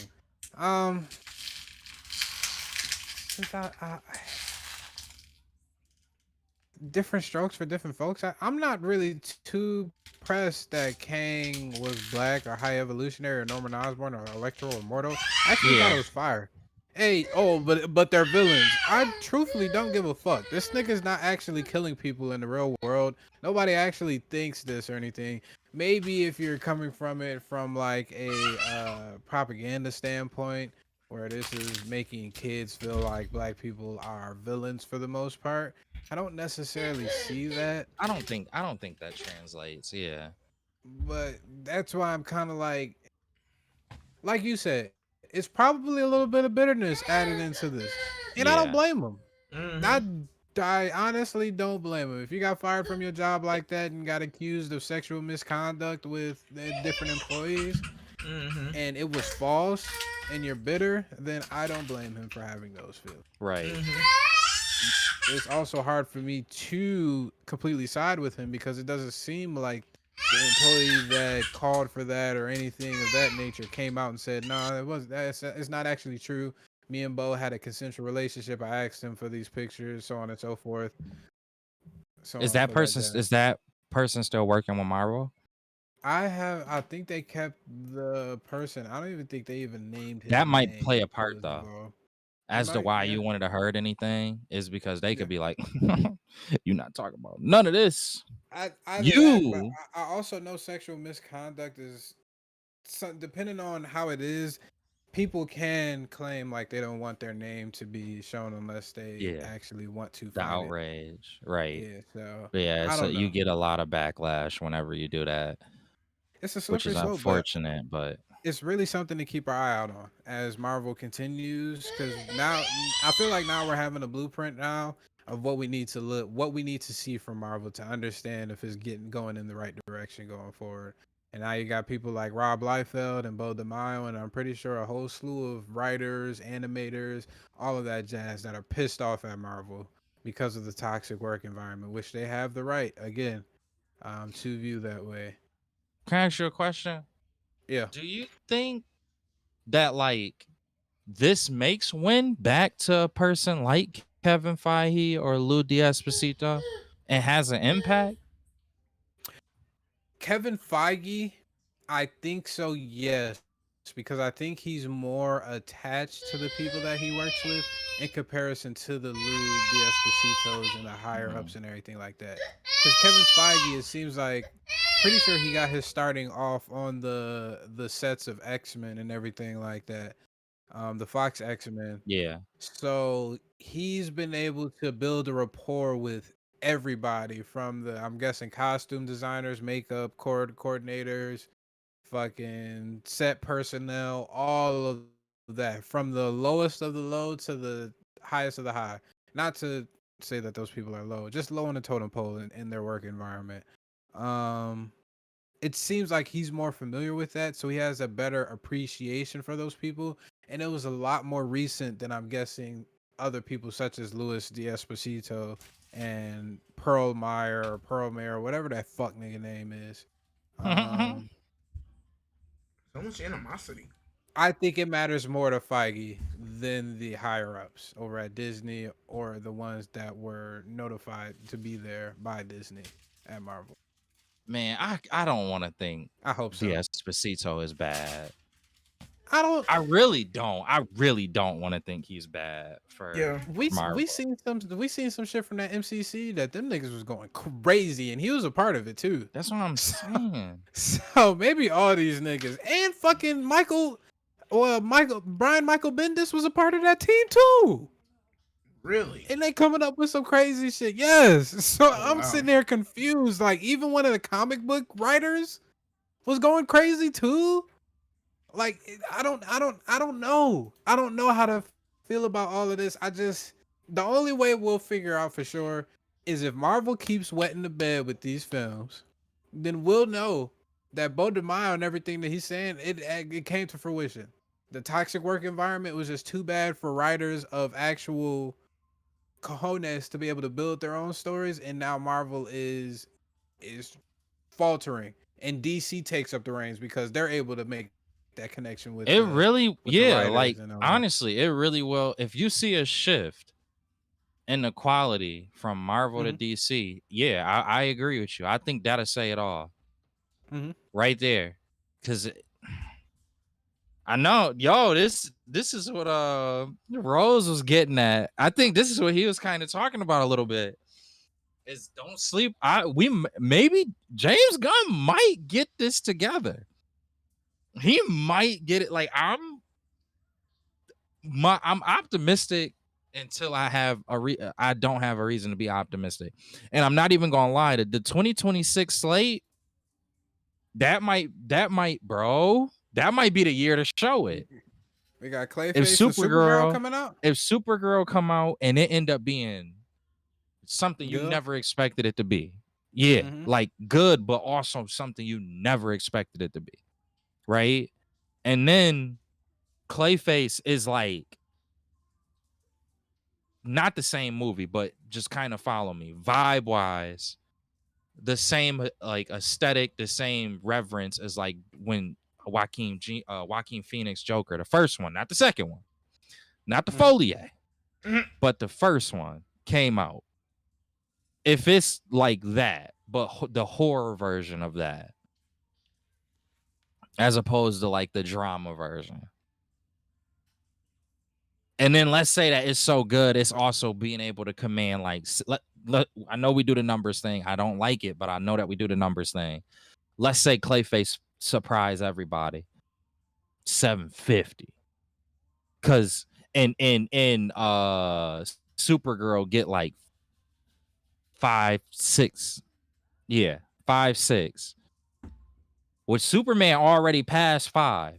So saying Supergirl, especially if it's good, getting between 5 or 6 is not, that's not crazy. And then let's say because Superman was good, because Supergirl was good, because horror has the ability to command. I don't know where I was seeing this at, but somebody brought this point up. They said horror is the one genre that's gonna get its fans to come out to see they movie. It don't matter how bad the movie is, we gonna go see them, and it's true. Like if it's something where it's enough hype behind it, terrible, but people want to go see it. people went to go see it. So if you got James Gunn might be low-key a genius. I don't even know, bro. I don't know. I'm starting to kind of see the light a little bit with this James Gunn stuff. But if Superman can get 560, something like that, let's say Supergirl is also good, commands a 600, right? Mind you, they hitting the numbers that Marvel ain't hitting if that's the case. And then Clayface come out because of the success of the last 2 movies and because it's a horror movie, is able to drive it up to 7. Mhm.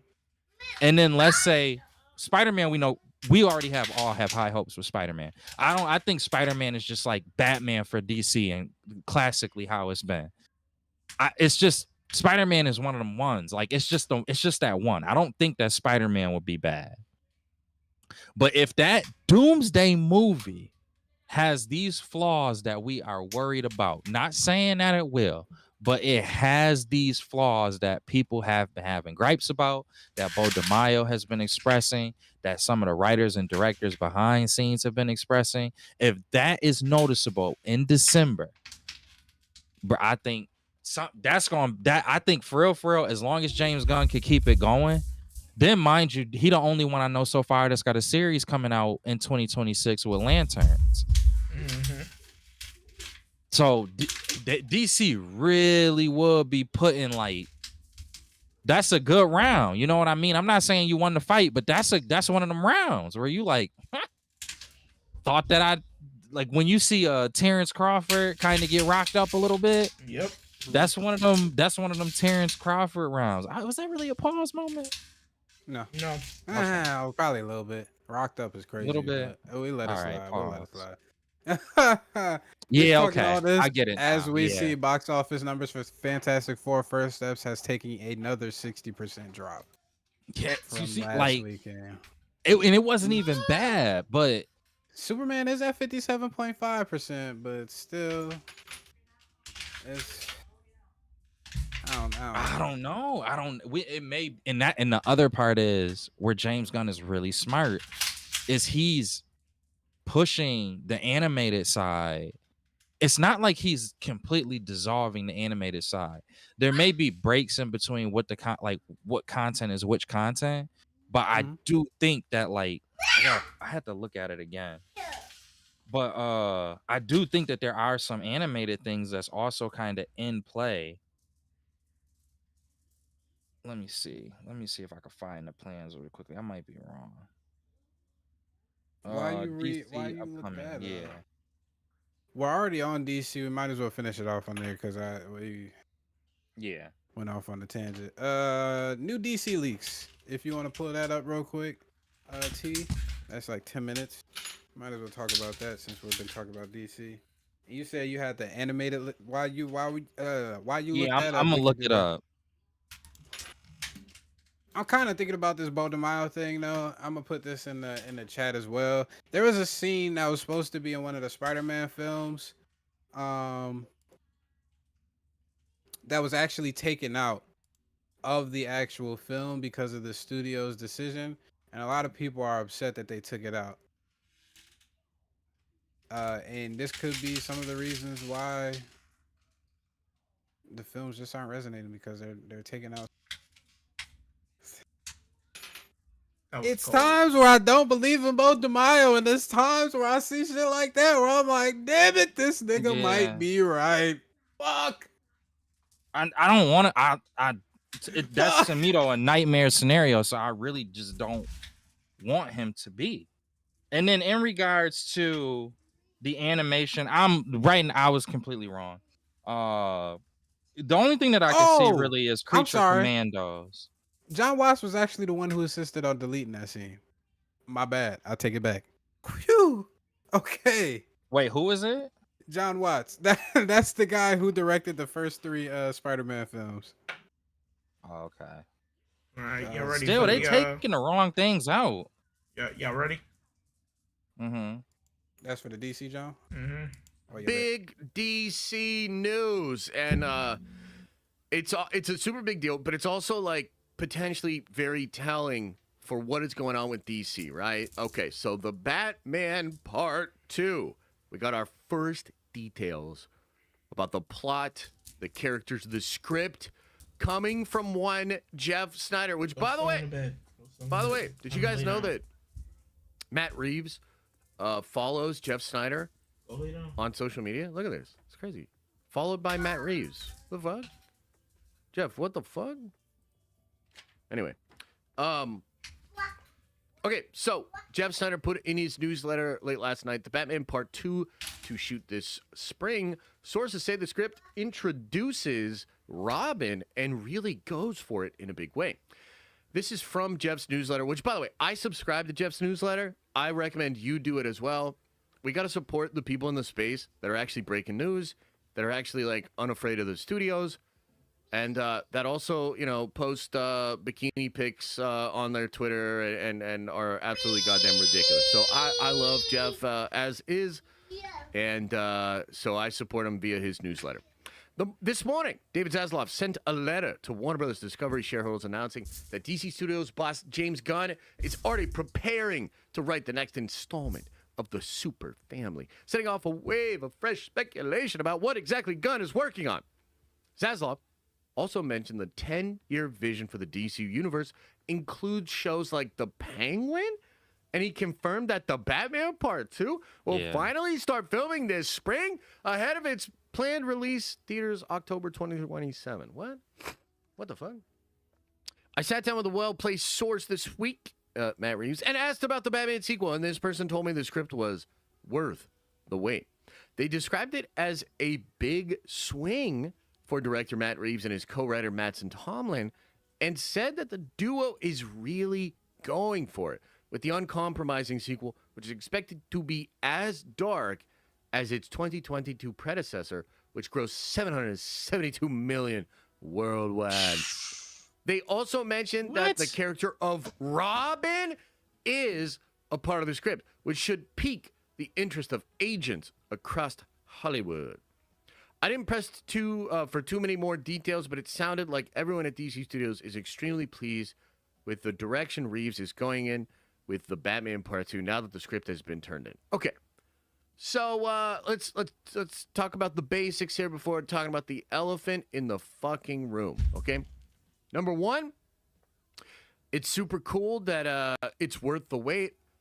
We probably all expected that, man. I mean, I think Matt, you know, he takes his time with his scripts, but they're usually very good, very complex. So that's good. They're really going for it. That's interesting. I wonder what that means. In what sense are they going for it? Is it like spectacle? Is it psychological? It seems as though you're definitely going to get a lot of darkness. There were even some rumors that the first Batman film was way too dark and that DC pulled back on some of the mental health stuff with Bruce Wayne himself. Because it's like, you know, from the corporation's perspective, it's hard to sell Batmobiles and shit when the movie's trying to do like a deconstruction of Batman as a mentally ill product of society, right? It's like those two things don't necessarily match together. But it is interesting that it's going to be super dark like that. That's cool. This Robin thing is awkward. Okay, it's awkward. And I wonder if Jeff, I mean, look, does Jeff know that this is awkward? Like he didn't couch it in that way. It's not like he's necessarily bringing this up, but so here's the problem, chat, and we'll talk about this now. The only thing we really know about Gunn's plan for Batman is that it involves Robin, and not just Robin, but a very specific Robin. It involves Damian Wayne. It involves Damian Wayne, who's obviously not the first, second, or even third Robin, I don't think. He is a Robin that happens after Dick has aged and has become Nightwing. So, years and years into the future. And it is, of course, Batman's biological son, right? So Damian Wayne, biological son. That's literally all we know about the plans for the DCU Batman. That's basically it. That's all we know. Okay? So can you imagine if you're James Gunn, okay, and you haven't read the script, right? You haven't read the Batman script. You're hearing about it. Other people have apparently read it. There's rumors out there, this, that, second, and the third. You haven't read it. And then all of a sudden, you read the script, and this motherfucker, Matt Reeves, is doing Robin in the Batman. Like, look, one of two things is going on here, okay? Number one, it could just be the case that they're merging. You know what I mean? Like, maybe it's not that surprising. In fact, maybe Robin was put into Reeves' Batman because they do want to eventually bring those characters together, and maybe it'll be Damian Wayne. Maybe it'll be Dick, and then we'll see a time jump, and then Dick will be aged up, and then you have like the establishment of that relationship, and you have Pattinson as the DCU Batman in the future, maybe older Dick, and then Damian. Okay, that's the first possibility. The other possibility here, though, is that they are not working together, and if they're not working together, I got to tell you, man, if I was James Gunn and I read that shit, I would be fucking furious. I would be furious. Like, you're telling me that not only do we have another Batman that's already successful, and they're going to just continue doing this as I'm building a whole DC universe, kind of like without fucking Batman, because we don't want to have two Batmans at the same time. Gunn himself said we don't want to have those movies released within the same calendar year. He just said that. He was like, yeah, you probably wouldn't want Batman Part 2 and the DCU Batman to be in the same calendar year. And yet, Gunn continues to play kind of cagey about whether or not the merger will actually happen. Will Matt Reeves' Batman be the DCU Batman? Are they figuring that out? So, I don't know, man. What do you guys think? Because I've seen a lot of people look at this and they're like, oh, they're obviously merging. And the reason people are walking away from this thinking that is because there's no fucking way they would do two Batmans and two Robins at the same time. That's insanity. That is legitimately crazy. So I mean, look, maybe I get accused, and I think just in the fandom in general, we get accused of making mountains over molehills, of applying narrative to things when there's not a narrative there. Maybe dramatizing things. I gotta be honest, I don't know any other way to look at this than it's either they're working together or they're really, really not working together. Right? Because, dude, if I was Gunn, I'd just be like, Matt, I feel you, you got this big script. Can you just not do Robin? What if you just didn't do Robin? What if you just didn't have Robin a part of this thing? You know? Because that feels crazy to me.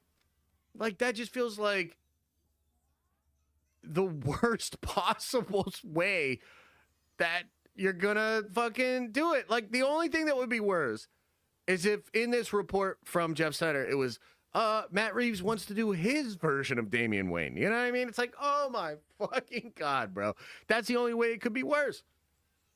So I just think it's really come down to they are either tricking us all and really working together, or they are really not working together. And there's all these little things, right? So I'm reminded of when Matt just dipped out from the fucking Superman preview. Do you remember the comments Gunn made, and you know, when you actually see the comments, it's not necessarily as bad. But he's like, I haven't read it yet. I want to try to read it on the plane, but I might fall asleep and all this. It's like little things. It just feels messy. It feels like there's like a little bit of like subtext. Maybe we're reading too far into it. Maybe everybody's just stressed and trying to figure it out. But like, dude, Matt Reeves shows up for the Superman premiere, and then he dipped the fuck out. Didn't do a single interview. Didn't answer a single question. He was just like, okay, see ya, you know? And it's like, what does that mean? I don't know. I don't know. And look, here's the other thing. Like, I personally believe that Superman is doing exactly what it needed to do. I think it is operating well enough, considering the context, to warrant more and to make James Gunn the guy. I believe that. And I don't even like James Gunn, but that just is what it is. Like, the movie, to me, in my objective opinion, is doing numbers good enough to make him the guy, to make this the plan, and to do it. However, I gotta say, if I were Matt Reeves and I'm looking at the box office here and I'm like, this movie's not even gonna make as much as mine, and I came out pretty close to lockdown, if I were Matt Reeves, I can totally understand. I'd be like, my Penguin show got Emmys. Like, dude, they are in a pickle. Like, if they are actually fighting behind the scenes, they both have legitimate arguments to be the DC. Like, it's not like Matt, like, what's Matt, like, seriously, who could argue against Matt? Right? Like, his movie legitimately is made more money than Superman. His show was more successful than Gunn's shows. Like, he deadass has every right to say, no, it should be me. At the very least, it should be us separately. You know what I mean? And to be fair, like, let me ask you this. I think the answer to this is obvious, but who needs who more, right? Who needs who more? Like, another way to think of that is, like, who has the leverage? I mean, I think Matt Reeves has all the leverage. Essentially, Matt, like, can force Gunn to either not do Batman for a long time or to try to compete with a already operating successful Batman. That's incredible leverage. And it's clear that Reeves does not need Gunn. His stuff was already working. Gunn is working too, though. Like, Gunn has a strong argument. Like, Superman is a very big success for them. Here's the way I would say it. I think Gunn needs Reeves much more than Reeves needs Gunn. But I think DC probably needs this to happen more than anybody. I think the fans need this. I think the company needs this. I think Matt should play ball. At the end of the day, I really do think Matt should just play ball. If he doesn't, I will not think ill of him. I totally understand it. I think he has every right to do that. He carved this whole path. Totally get it. But at one point, Matt was going to do a Ben Affleck Batman. He was willing to play ball with the old regime. I mean, maybe after the success, he's just less willing to. I don't understand exactly what's going on. But, like, dude, I think the obvious move here for the fans, for the companies, for the sake of the universe, is to merge them. I really think that's the move. But at the same time, like, I'm like a broken record here, but every time I think that, it's like, but also, yeah, Matty Reeves has every fucking right to just stand 10 toes down and just be like, I don't care about any of this corporate consideration. I don't care about any of this fucking bullshit fan bullshit. I'm in it to make my vision, and I do not want to compromise on that. Like, I completely understand that. So if that's what's happening, they're in a fucking pickle, dude. Can you imagine? And then the whole thing is, like, from Warner Brothers' perspective, right? Like, they just want it to all seem like it's all the same thing and everybody's getting along. It's such a pickle, bro. It's such a fucking pickle. And the other thing that's really funny about it, and I shouldn't say it's funny because, like, you know, it's a very serious thing. But the other thing that's, like, really funny about this is maybe I shouldn't say it. Maybe I shouldn't say it. I just DC has an advantage over Marvel in the fact that Warner Brothers purchased the entire catalog years ago. And so they have access to all the different characters, okay? Marvel does not have that. Marvel had to like sort of sell off parts of itself license-wise in the 90s and slowly acquire them back. And they're still having issues with that with Spider-Man, Hulk, distribution, all sorts of stuff. What should be a clear advantage for DC insofar as Warner Brothers has all the characters is actually not able to be a benefit of them because of this situation. Like, dead ass. Like, I don't know, man. Like, somebody should probably break all this down to Matt and just be like, dude, look, he could just be like, I don't fucking care. But at the same time, like, you should probably just hear it all, Matt. Like, you should just hear this all because I don't know, man. At what point could you convince him? If he's not convinced at this point, I don't know. But goddamn, dude, DC should have the ability to just go. And yet they're not. The irony being, of course, Gunn had no problem doing that to Snyder, right? Like, he had no problem being, because Snyder would have been willing to continue doing his shit. And he had no problem being like, nope. But for whatever reason, they can't do that to Batman. I guess just because of the $770 million. Holy shit, man. It's crazy. Crazy. So, yeah, that's the latest, guys. And I think this story is going to make some waves. I wonder if we'll get any clarification on it We can there. over the weekend or the next couple of days. We'll probably. All right, quickly, how y'all feel about that? This kind of what we were talking about with like Marvel and how Bodemire was talking about DC from the outside looking in, but it does seem like might have issues behind the scenes as well with the Batman, Matt Reeves and James Gunn, so on and so forth. I kind of feel the same way as he did, like Mercer too. Might as well just rock with one Batman instead of having two different ones. I get it. It's like a noir type story, and it's not going to be a part of the DCEU. But you're kind of creating a giant cluster with two Batman because you want to have some that watch one, some watch the other, and they're going to get confused when certain things happen with each Batman. When they're going to say, "Hey, I could have sworn they did this with Batman." My only thing is it's gonna be a little weird because it seems like James Gunn specifically wants Damian Wayans for that Batman, and and it doesn't really line up well with Matt Reeves' version of Batman because we've seen him so young. They're gonna have to do a huge time skip. Gonna have to bring in not only Dick Grayson if they're taking the comic book route, but also Jason Todd if I'm not mistaken. And I'm pretty sure there was another Tim Drake. Robin as well. Tim Drake. Whatever happened to that Robin? Actually, I don't think about it. They just all got new names, and then whoever is the youngest takes the name Robin. Takes the Robin. Gotcha. Mhm. And then Matt Reeves was just a super grounded. Matt Reeves' Batman was just a super grounded Batman movie. It's gonna be hard for me to picture him in the same universe as the Superman and Mr. Terrific and Green Lantern and Hawk Girl and all of these people that we just seen. That's just me. How about you now?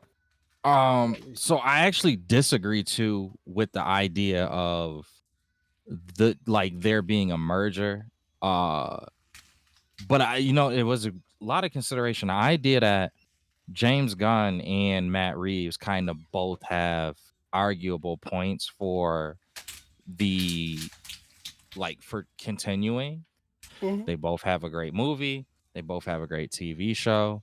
But ultimately, though, DC went in the direction of James Gunn. They wanted James Gunn to head this new direction that they're going on, but there's a lot of success that's come from Matt Reeves, so you can't exactly turn him away. What I think, this is my take on this. If I was Zafran at DC, I would say, okay, I'm going to keep these two at bay from each other, for until this next Batman movie comes out. When this Batman movie comes out, so, and what I mean by at bay is what Matt Reeves wants to do, you let Matt Reeves do. What James Gunn wants to do, you let James Gunn do. If the success of the second Batman is on the same level as the first one, and did they say they were doing a Penguin season 2? I don't believe so. No. No, okay. Let me check. If this Batman Okay. is as good as the first one and as successful as the first one, I think you first. Nah, I'm gonna be a buck with you at that point. Even honestly, at that point, because that's too. That means that he would have brought close to like 1.4 billion in for DC. You can't just ignore that. I think you let him do his own thing in his own universe. Matt Reeves. What's like honestly, what like really thinking about it, it's not them taking a multiverse approach like Marvel did, right? But if they just had 2 separate universes, like essentially continuing the DCEU, even though it wouldn't be the DCEU because the DCEU is ended, it's over. But it would be like, that's why I always thought that Dark Noir, the only movie that came out from that DC Dark or DC Noir, whatever it was called, was Joker, right? Mhm. It's the only one. They should have never stopped doing that noir. They should have just kept that its own universe within DC. And I'll go a step further. If you can keep those 2 at bay, but keep them from being able to step on each other's toes. So if James Gunn wants to do a Damian Wayne Robin, I'm cool with the Batman if it happens to go into the side of having a Robin involved, them setting up like a Jason Todd, especially if it's a darker theme for the movie. Because then you could say, okay, Matt Reeves, you did we're not going we wouldn't do on this version that James Gunn is doing, we're not gonna have a Red Hood. But people might enjoy a Red Hood movie. It's a very popular comic book character. Mm-hmm. Why don't we just let you do it? The things that kind of don't fit the tone of James Gunn's, let's let him he don't have to be the director of every single one of them, but let him kind of have his own wing. Mm-hmm. They don't have a rights issue like Marvel. It's not like you gonna run into anything unless it's Milestone. You're not gonna run into anything. Why not just let him have his own? Let him be in charge. Yo, you are the lead on the DC Dark or DC whatever. Right. The people who you don't, so like as an example, say James Gunn goes, I don't want, going back to that whole thing that we were talking about with Marvel. What if James Gunn says, well, I want to have comic book people. That's what it's been so far. I want to have people on the set for the comic books, right? Mm-hmm. You could have Matt Reeves' version be, okay, well, we're gonna go with unique individual stories that are strong director and written led, but are more unique, like how Joker was unique. There's no comic book like Joaquin Phoenix and Todd Phillips, I think his name was. Mm-hmm. Joker. There's not. Todd Phillips wrote that, directed that. You could take that route. You could go say, hey, Matt Reeves, I want you to go get the Todd Phillips of the world. I want you to go get these guys that's got an idea and go give me, yeah, sure. James Gunn's version has Clayface, but that doesn't mean that there's a litany of characters in DC. They could go the Constantine route. They could, like, Matt Reeves' side could go the Constantine route. Matt Reeves' side could go the Angels and Demons side, going even larger than the idea of Constantine. You could have a lot of like the dark, like the things, again, just the things that you want to be darker, that have had darker tones. I think I was talking to you, Rob, and D about this, but there was just recently a really dark comic for Captain Atom in DC. I would love if you could get a Matt Reeves directed take on that darker tone with Captain Adam, something that it wasn't traditionally, as far as I know. I would like that. Maybe even villains. Give me a darker tone movie involving Ra's al Ghul if James Gunn doesn't have any usage of that character, or a darker tone for I'm trying to think what's a darker character. I want to say Darkseid, but that just is such a Justice League level threat that I don't think that that's something Matt Reeves would be able to do. But wherever there's an Deadshot, you know, or yeah, is that the one that the Teen Titans was fighting? And I always get them confused with the other one. It's like Deadshot and then it's Deathstroke. The Slade? Deathstroke is Slade Wilson, right? Deathstroke, yeah. Yeah. Maybe let him do a Deathstroke movie. You know, like, let's find the darker themes. And it's not to say that James Gunn doesn't have his, because we know Waller is coming out. We know Clayface is coming out. There's enough characters here. There's enough characters to go around where you could do the more darker tone. Maybe let him do not necessarily if he wanted to do a Justice League-esque movie, it doesn't have to be the Justice League, but let him do like a redo, because the one with Ezra Miller was terrible. Not Flash, but specifically that story for Flash. What was that? Was that Flashpoint? I don't know whether that was Flashpoint or not, but that story, right? Like, if you go and look at the comic book version of that story, if you even go and look at the animated version of that story, it is very dark. I would love if you made a story that was around the fallout from the Flash's decision, and you let that be on Matt Reeves' side. So you aren't necessarily, it's not a Flash movie, you feel me? Like, not specifically Flash, but this is the universe where he never fixed that decision. And you have these different darker elements in that. I think that might be and that's the thing. Can you afford to do both of them? Maybe not. Logistically, this might not work out, and I do understand that. But in that video, the point that was raised that I think was a really good point to raise. How do you tell this man? How do you not continue with him if he got 3 successful IPs within DC? How do you not? Just could they even James afford or Matt Reeves? Yeah. Because both of them do, but we know James Gunn isn't going anywhere because of the position that James Gunn was elevated to. You know that this is a James Gunn show.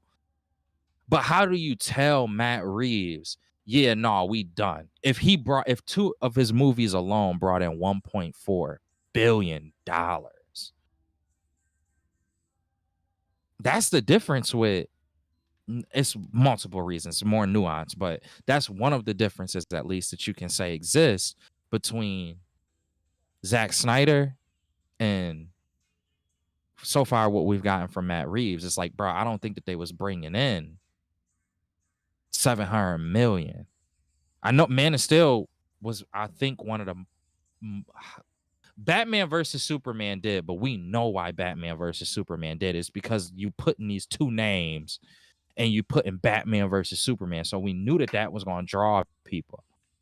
But not off of name, I don't know if Zack Snyder has had as successful of a movie as the Batman. So we can't really do the whole Zack Snyder compare. We can't do that. This is the only person who's been able to rival it has been it for in terms of critical success or box office numbers. The only 2 people who have been able to compete with each other in terms of those criterias, James Gunn and Matt Reeves. Gotcha. I don't know what you do with that. All right, I know we gotta wrap up. No, you okay. I had a point about this, bringing it back to the Bowl de Mayo type Wrap of it thing. up. Brother want to sleep. Okay, get up. I'm sorry. All right. I'll bring it up. I forgot it at this point in time, but we're just saying it seems like everything is a peachy and everything isn't sunshine and rainbows over at DC. Might look like that from the outside, but we still don't know. And this is We don't James know. Gunn's first year technically in the Yeah. helm. So we will be back. Dan to Dan is on his half. It has reached a half season. Most recent episode, fire. Go watch it if you haven't watched it. Got you Yakuta. You got the Sakamoto Days new episode coming out tomorrow on Netflix. We appreciate y'all yet again. Episode 76 for stopping on by. We do have a teaser, the Spider-Man teaser, but we will most likely play that next week for our show, and D will probably be joining us back again as well.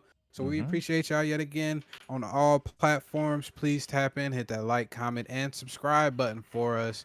We appreciate y'all, and y'all have a good rest of y'all week. Peace.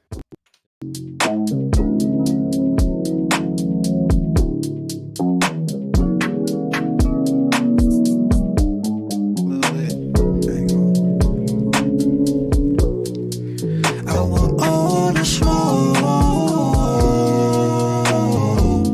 Yeah, running trash bags of that green, whipping fast, the whip color of cocaine. I'm independent, they in this business to stop these dreams. On the road to riches, focus on the ticket, maximize my means. It's like now I'm just trying to float. There's a couple holes up in this boat. Dose my mind just so I can cool.